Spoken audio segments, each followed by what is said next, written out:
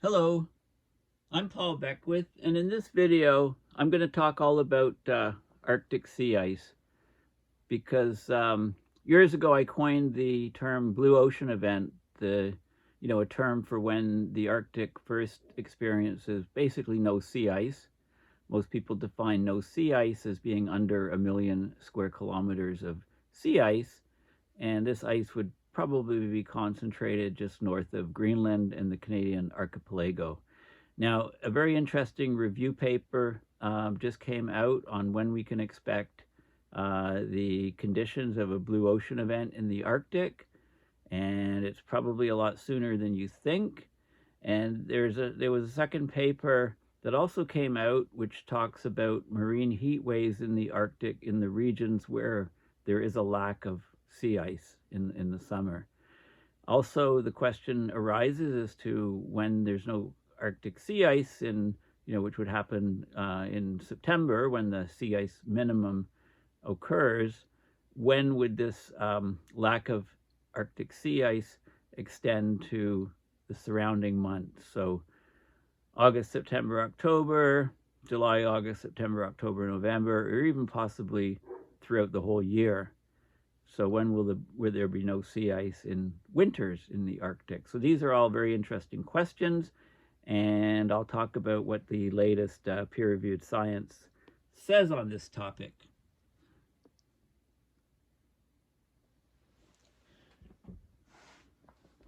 Okay, so I'll talk about the feedbacks and processes that are driving Arctic sea ice when I get to this point in the paper. First of all, let's look at on Twitter, I've actually tweeted out all of these ideas. I just want to point out that recently I had a chat on the Facing Future Now channel with Peter Wadhams on Greenland ice loss acceleration. So make sure you have a look at this video. Just Google Facing Future Now. Have a look at their programs, and this was a recent video that just came out with Peter Wadhams. Okay, so this is a key paper or an article which came out and alerted the world to the existence of this new paper. So basically, and this is recent, March 5th, just a week ago, the Arctic could become ice-free within a decade, say scientists. So we could see summer days with practically no sea ice as early as the next couple of years, according to this new study out of the University of Colorado Boulder. The findings were published in the journal Nature Reviews, Earth and Environment. The first ice-free day in the Arctic could occur within a decade earlier than previous projections, which focused on when the region would be ice-free for a month or more. So it could become ice-free just for a couple days and then revert back. I mean, there's a lot of variability in what we're seeing, but the trend is pretty clear. By mid-century, the Arctic's likely to see an entire month without floating ice during September, right, with the minimum ice extent period, when the region's sea ice extent coverage is at its minimum. I just said that. At the end of the century, the ice-free season could last several months a year. Now, take this with a grain of salt. I would say it would happen much sooner than that, as the warming continues to accelerate.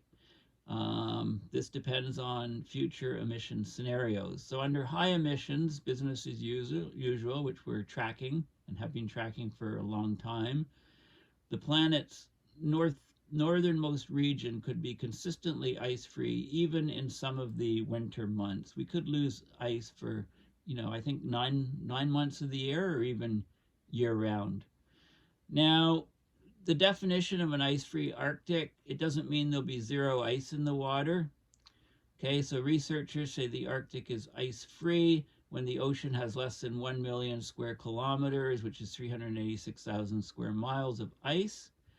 This threshold represents less than 20% of what the region's seasonal minimum ice cover was in the 1980s. In recent years, the Arctic Ocean's had about 3.3 million square kilometers of sea ice at the minimum in September, so going down to 1 is not a huge stretch. Okay, so this paper is a review paper. It analyzes existing literature on sea ice and also analyzes how different climate models show how the ice could change in the future. They found that the first day when sea ice coverage dips below it should say 1 million square kilometers threshold, not 1 square kilometer, that would occur on average 4 years earlier than the monthly averages. Okay, so we're likely to see this condition met before we see it happen for a whole month. It could be 4 years earlier, it could be 18 years earlier, because there is variability in the system. Okay, the team projected that the Arctic Ocean could become ice-free for the first time on a late August or early September day between the 2020s to 2030s. Well, we're halfway through this period under all emission scenarios. Greenhouse gas emissions are the main contributors to sea ice loss.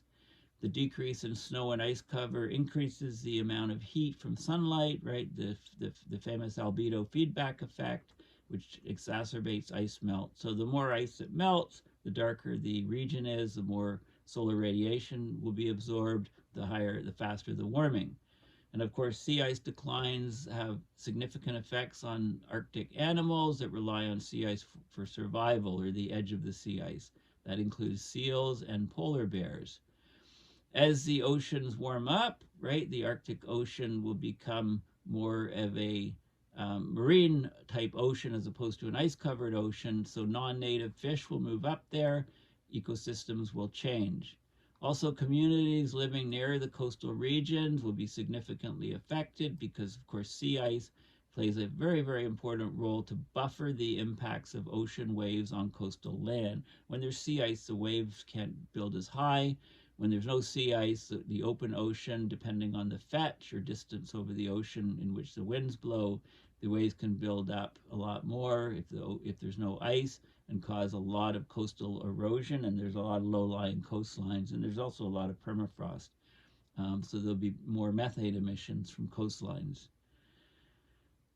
An ice-free Arctic seems to be inevitable at this point, but future emissions will still determine how often that occurs. So under an intermediate emission scenario, we're not on the intermediate emission. I don't know why it says we are.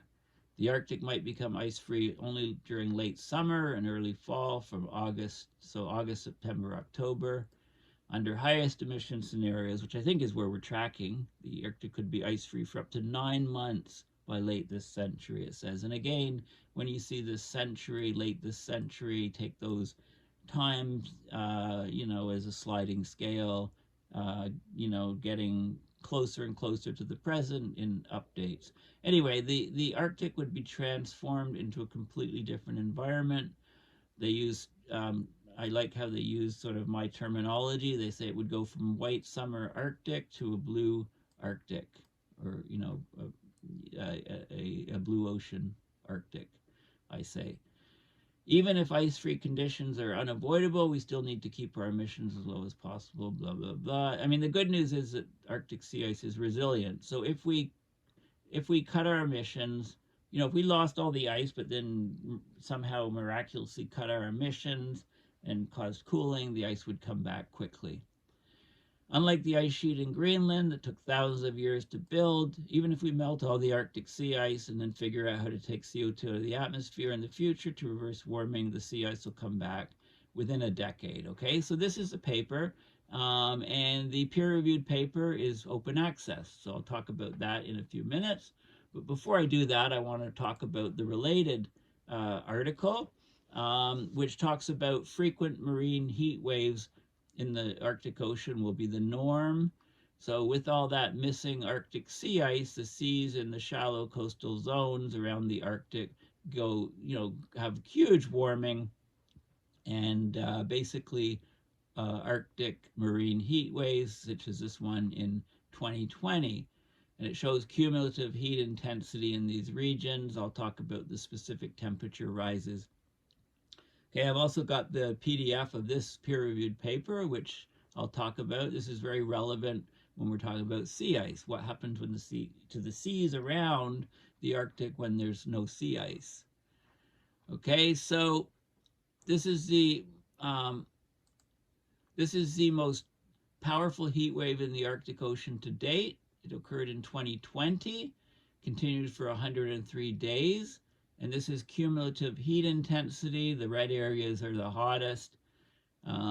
So it sums up all of the daily anomalies in water temperature recorded over the duration of the heat wave, and you can see the areas where the warming was the largest over here. Okay, so these marine heat waves will become a regular occurrence in the Arctic in the very near future. They're a product of higher anthropogenic greenhouse gas emissions. So this is a separate study that was just released. This was released about a month before the last study. This was released about mid-February. Since 2007, there's been a break in the Arctic. Conditions in the Arctic have shifted. That's what the data shows in this peer-reviewed paper. Between 2007 and 2021, the marginal zones, the edges of the Arctic Ocean, experienced 11 marine heat waves. It produced an average temperature rise of the sea surface temperature 2.2 degrees Celsius above the seasonal norm, lasted an average of 37 days in these heat waves, these 11 marine heat waves. Since 2015, there's been Arctic marine heat waves every single year. Most powerful heat wave to date was this one in 2020, 103 days. Peak temperatures were 4 degrees Celsius over the long-term average. Now, the probability of a heat wave like this in the Arctic, without the influence of anthropogenic greenhouse gases, it's less than 1%. Basically, it wouldn't have happened. Okay, so marine heat waves are becoming the norm. The Arctic is in a new phase since 2007. So basically, heat waves are produced in the Arctic when the sea ice melts early and rapidly after the winter. So this exposes the water to the solar radiation, which reaches a maximum in July, okay, the summer solstice. And so in 2007, a new phase began in the Arctic based on the climate statistics. There's less and less of the thicker multi-year, several year to multi-year old ice, while the percentage of thin seasonal ice is consistently increasing. The thin ice, the 1 year ice, the seasonal ice that comes and goes each year, it's less durable, it melts more quickly, which allows incoming solar radiation to warm the water surface where the ice would have been. It's considered to be a marine heat wave when the temperature at the water surface is higher than 95% of the values from the past 30 years for at least 5 consecutive days. So not just the constant loss of sea ice, but also the warmer waters where this sea ice used to be are having dramatic negative effects on the Arctic ecosystem. Food chains could collapse, fish stocks could be reduced, overall biodiversity could decline in these regions. Okay, so now we've got the two peer-reviewed papers, which I've just spoken about, in from these articles, and now we'll delve into some more of the details on these papers. Again, they're open source, so you can just access them. I'll provide links in my video description. Okay, so the first paper, Projections of an Ice-Free Arctic Ocean.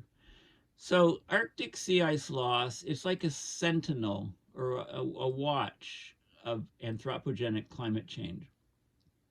Reductions of Arctic sea ice are projected to continue with ongoing warming. It'll ultimately lead to an ice-free Arctic, i.e. sea ice area less than 1 million square kilometers. So in this review paper, they synthesized, put together all the understanding of the timing and regional variability of such an ice-free Arctic. What would it look like? So in the September monthly mean, the earliest ice-free conditions, the first single occurrence of an ice-free Arctic, it's likely to occur anytime, 2020 to 2030s, under all emission trajectories.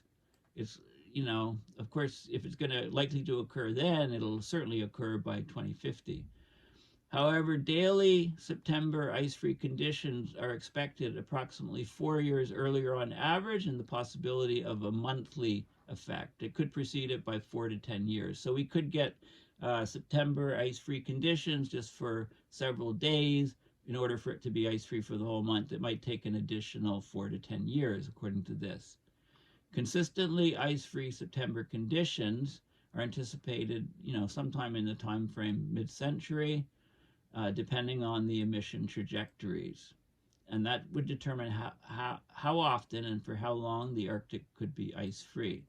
There's a potential for ice-free conditions from May, June, July, August, September, October, November, December, January, and August to October so this would be a high emission scenario. It could be gone 9 months of the year. Under a low emission scenario, maybe just 5 months a year. Okay, in all cases, the sea ice losses begin in the European Arctic, proceed to the Pacific Arctic, and end in the Central Arctic. Okay, so let's have a look at the results. You can have a look at the details. I mean, we talk about sea ice area versus sea ice extent. I have 15% or more ice, sea ice thickness, all of these factor, right? All of these details. So anyway, I'm not going to go into all those. Let's look at the figures. First of all, this is what the sea ice area looks like. At about 5.5 million square kilometers of sea ice. Okay, it's missing from the borders, but it's still stuck to the Canadian archipelago and north of Greenland. As it declines to 3.3, we're hitting this period quite often now, 3.3 or so million square kilometers. It's just retreating back, and this is what we would expect when it's less than 1 million square kilometers, basically the Arctic being sea ice free. This is where we expect the ice to be, the fast ice stuck to the Canadian archipelago and Greenland. And this is the seasonal cycle of the sea ice. This is what we've seen from 1980 to 1999, the blue envelope, and the modeling, the CMIP6, most sophisticated model thus far, shows this, the black line. This is what it would look with ice-free. It would go to below 1 million square kilometers in probably August, September, October. This is what we can expect.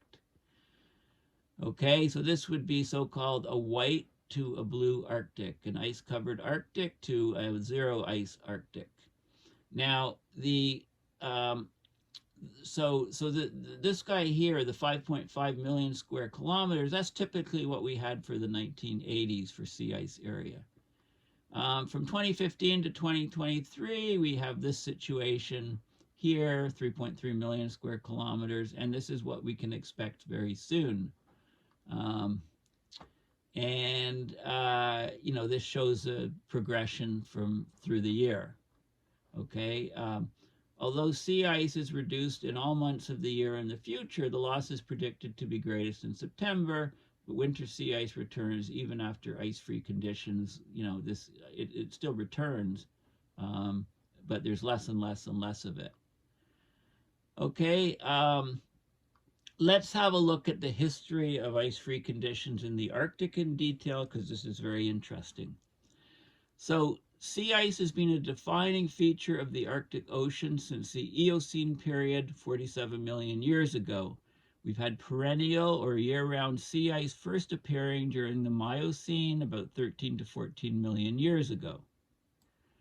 Ice-free conditions are not a first for the Arctic when you assess them over the long geological record. So before the Eocene,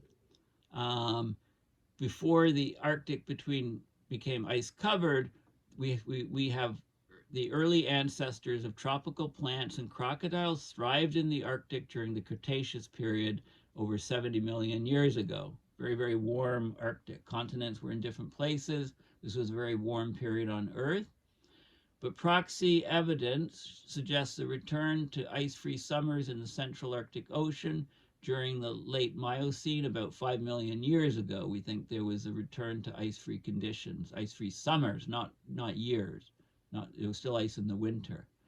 There's also evidence for ice-free conditions in the more recent geological past. So the last ice-free conditions in the Arctic likely occurred during the Eemium, the warmest period of the warmest Quaternary interglacials. So that's during marine isotope stage 5e, MIS 5e, which is about 130 to 115 years ago, and potentially even in MIS, marine isotope stage 5a, about 80,000 years ago. So proxy records indicate open water north of Greenland during these time periods, a northward shift of the tree line by hundreds of kilometers in Alaska and Russia, so it was quite warm in the Arctic. Paleo evidence for these changes is stronger for MIS 5e, during the Eemian versus this period about 80,000 years ago in the Miocene. During the Holocene, which the current interglacial started 11,000 years ago, the peak of the ice age, last ice age was about 21,000 years ago, the Arctic Ocean likely retained its perennial sea ice cover. But there's evidence for regionally ice-free conditions in the Arctic during the mid-Holocene warm period that peaked about 6,000 years before present. So the shelf areas of the eastern Arctic may have lost their ice there, but there was lots of perennial sea ice overall in the Arctic. Perennial sea ice was probably much reduced in the summer during the mid-Holocene and restricted to north of Greenland, where the oldest and thickest ice is found today.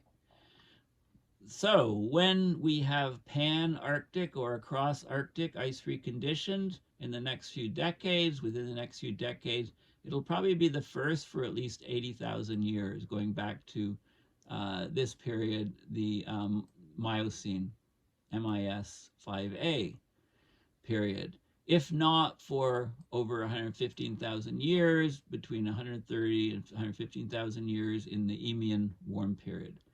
The occurrence of pan or across Arctic winter ice-free conditions predicted to occur, further out under extreme warming, which is where we're heading, that would be the first loss of ice in the Arctic year-round for 47 million years since the Arctic first became sea ice covered in the Eocene period. Okay, so don't mix up the Eocene period with the Eemian period, two different periods. Okay, so this is sort of a paleo history of ice in the Arctic. It's very interesting. Okay, and then we can get down to this curve, this plot rather, and it shows the feedback. So we got the Atlantic side and the Pacific side. You get transport of heat into the Arctic, atmospheric heat transport in the atmosphere. You get ocean heat transport. The ocean layers are separated by density. There's stratification of the ocean. You've got the halocline, which is the salt layer causing layering, and the mixed layer of very fresh water from ice melt. You get clouds causing feedback, so you get the solar radiation beating down.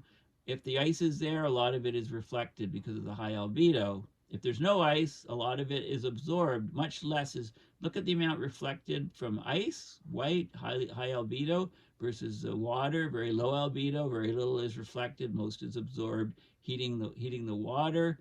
You have an ice thickness, ice growth feedback, okay? When it gets cold in the air temperature, the ice forms and it's very, very thin, first year ice. Ice is a good insulator.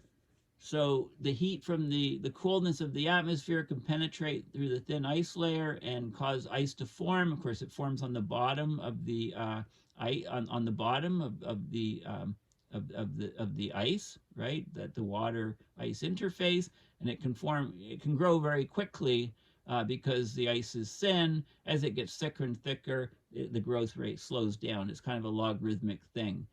There's also, there's also clouds, which the infrared radiation, the heat coming up, gets reflected back down by the clouds. Few of it gets up to space. You've got the greenhouse gases up here, methane, CO2, and water vapor. When you have multi-year sea ice, thicker sea ice, you get radiative heat transfer from there back up, and some of it's reflected and can reflect off clouds, etc.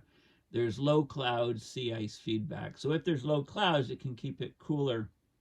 It can keep the ice cooler underneath, block sunlight, etc. There's also a lapse rate feedback. The lapse rate is the decline of temperature as you rise up into the atmosphere. This is atmospheric heat transport coming in from the Pacific side and ocean heat transfer. So these are kind of there's negative feedbacks going on in the blue. There's some positive feedbacks coming on, positive being reinforcing feedbacks. This is the different processes that are defined. You've got the solar radiation and the infrared. Okay, so basically, you can look at the year of 1st September ice-free conditions under different forcing scenario models. Here we are right now. This is what we're doing here, pretty much the highest forcing models. And it gives you the earliest ice-free, monthly sea ice extent, monthly sea ice area, ice-free, could be any time. This is 2020, 2040, 2025, we're almost there. We're right here. So we're past, it hasn't happened yet. It could happen anytime, right? The probability gets higher and higher, especially with the higher models. So that you can look at cumulative probabilities with the different models of first ice-free conditions in September using the latest CMIP6 models. And you can see, as we move out, here's 2020, 2040, 2025. As we move out, the probability gets higher and higher. It's just a matter of the variability and some other random factors as to when we lose that ice. But we're heading right to that ice, a blue ocean event, very, very, very soon. This is cumulative probability of first ice-free conditions in September. Again, I'm not sure how this is different from this curve. I have to look at the details. Cumulative probability, and probability of ice-free conditions. So it's under different model scenarios and different sort of parameters. But basically, they're all heading to no ice. So you can look, you can look at, here's some more prediction of an ice-free Arctic from the literature. The CMIP models, selected models, recalibrated models, earliest ice-free. You can see the years. I mean, we're basically, we're 2024, so there's more and more stuff that's showing, the ice is basically on its death watch, if you like. Sea ice sensitivity, temperatures, and so on. Okay, so basically, here's a glossary of some of the things, tipping points that can occur, etc., etc. And this shows the probability of ice-free conditions in all months of the year with the different models, low emissions to high emissions. Here's where we are with the high emissions. Here's where we are, 2020. This is still 2025, 5-year increments on these notches. So here's where we are. Okay, so there was some probability, but it hasn't happened yet. And boom, any time, any day, any year, we're going to have, this is virtually certain. As we move out, we're virtually certain to lose ice. To have an ice-free Arctic Ocean starting in September, of course, with the highest probability. August is the next highest, October here, and then, pulling in additional months. It could be 9 months of the year, but I would say I would slide these dates. I would take probably 50 years off of all these dates. I mean, I could believe this curve if maybe this was 2050 and this was where we are today. That would be my guess or call on this data. I think this is 21, you know what I mean, like things are always happening much faster than we expect. The paper in a couple of years will show this to be 2050 instead. So anyway, the point is there's only 3 months, February, March, April, when there might be ice in the Arctic. The ice will be gone for all of the other months. And again, I think that once we start losing sea ice for a month, a couple months, I've done stuff on this years ago, like probably a decade ago. The rest of the ice gets pulled out, and it happens much faster than this would project. But this is interesting data that they're showing. They're showing what the Arctic would look like under these different scenarios. So at the high emission scenario, there's basically this is year of consistently ice-free conditions. And month, July to November. So, going out not too far, we're likely to have almost no ice in the Arctic for many months of the year. Okay, that's what this is showing. Okay, so those are the key. It's a very useful paper, very important paper. Have a look at it. It's what the latest science thinks on Arctic sea ice. Now, associated with the loss of Arctic sea ice, an abrupt sea ice melt, we're getting Arctic marine heat waves that are occurring in the Arctic more and more often. So since 2007, we've had unprecedented marine heat wave events occurring over the Arctic Ocean. So they identify the fraction of the likelihood of Arctic marine heat waves magnitude that is attributable to greenhouse gas forcing. Arctic marine heat waves are primarily triggered by an abrupt sea ice retreat that coincides with the maximum downward radiative fluxes, right, midsummer. Up to 82% of the sea ice surface temperature variability over the shallow Arctic marginal seas, where marine heat waves are prone to occur, can be explained by the accumulation of seasonal surface heat flux in the ocean. During the 103-day long 2020 heat wave event in the Arctic, it was the most intense. 4 degrees Celsius sea surface temperatures anomalies. That's the hottest so far in the Arctic. These would be exceptionally unlikely in the absence of greenhouse gas forcing in terms of both intensity and duration. You know, the results imply that if, I wouldn't say if, but when greenhouse gas emissions continue to rise, along with the expansion of first-year ice extent loss, moderate marine heat waves in the Arctic will likely persistently occur every year, year in, year out. Okay, the Arctic's warmed almost 4 times faster than the rest of the globe during the last few decades. Well, it's 5 to 8 times as you go up to higher latitudes. So there's huge summer warming, huge sea ice retreat, and there is a lot of variability. So let's have a look. Let's just have a look at the results here. So this is the 2007 marine heat wave in the Arctic. Here's Greenland, the Atlantic, the Pacific sides. So heat wave here, 2007, 2012, not as intense, but spread more. 2019 spread a lot, and 2020, huge warming over the shallow seas in the Arctic. So this is the sea surface temperature. You know, it shot up in 2007, 2.5 Celsius above normal. 2012, about 1.5. 2020, over 3. Doesn't have 2012, or it doesn't have 2019 here. 2020, over 3 degrees. During these years of marine heat waves, of course, the sea ice extent anomaly was huge. 2007, this is the extent anomaly of the sea ice. This is the marine heat wave intensity in degrees Celsius. So record low year of sea ice in 2007, huge record in 2012, and in 2020 also very, very strong, powerful anomaly, record low sea ice, not quite the record. 2012 was a record, but huge amounts of heat. And in all these years since, more and more heat waves in the Arctic. So you can see, look at these massive, this is a trend in mean sea surface temperature from 1996 to 2021. You can see the degrees Celsius per decade, almost a degree Celsius per decade, 0.8 over these vast regions here.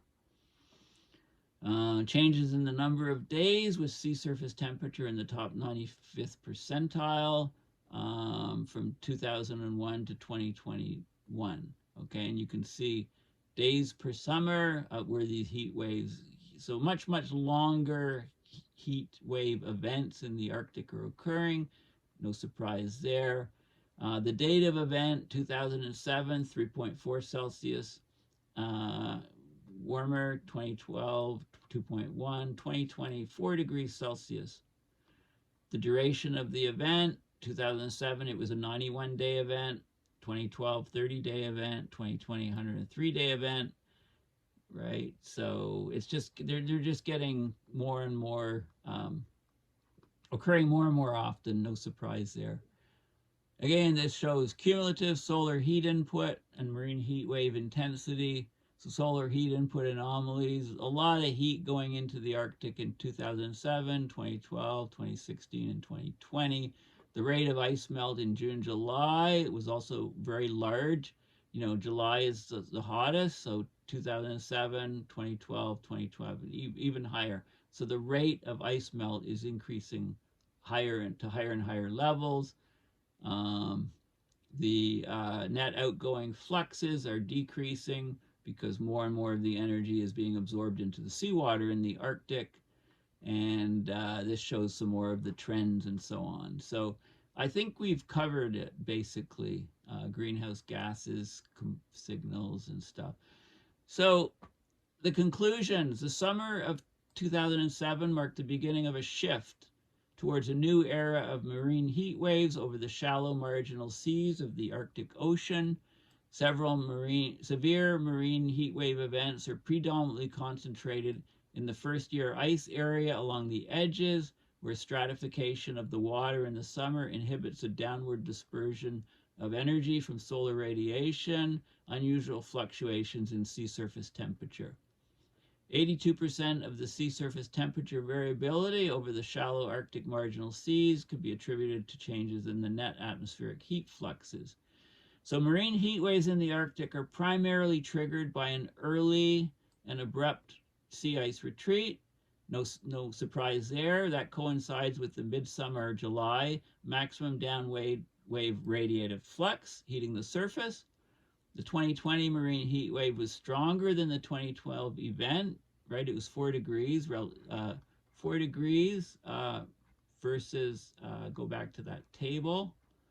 It was 4 degrees versus 3.4 degrees. Okay. Even though 2012 had experienced more total sea ice loss, leading to an abrupt sea ice retreat, in 2020 across a broad area. So now each year there's more and more heat waves, marine heat waves going on in the Arctic. So basically, so imagine what will happen, of course, when there's no sea ice year round. The Arctic is going to take off in temperatures, and basically it changes our world. So thanks a lot for listening. These papers are all open source. I'll put links in the description of the video. Yeah, so we're very, very rapidly heading to a blue ocean event in the Arctic. It seems unavoidable at this stage, and any year we'll have a number of days when there's less than 1 million square kilometers of sea ice in September, and then that will extend, as I mentioned many years ago, to August, September, October. And then I think I argued years ago that within a decade there'd be no sea ice at all in the Arctic. So let's see if that happens. According to the actual peer-reviewed paper, I'd say this is the key graph right here, right? So what time scale is on here? I would say, when there's no sea ice here, basically I'd say we hit this area sooner, and then we go from this to almost no sea ice within, this would be about 2055. Within about 45 years, it says we go to no sea ice through to 9 months of the year. I would say that this would happen, this curve would be more like this, happening within a decade or two from this point, whenever this point happens first. That would be my argument, just based on my experience and what I've learned about the Arctic. So anyway, this is one of the key graphs. Anyway, thank you for listening. Please go to my website, paulbeckwith.net, and donate to my PayPal to support my research and videos as I try to join the dots on abrupt climate system mayhem. Thanks again, and bye for now.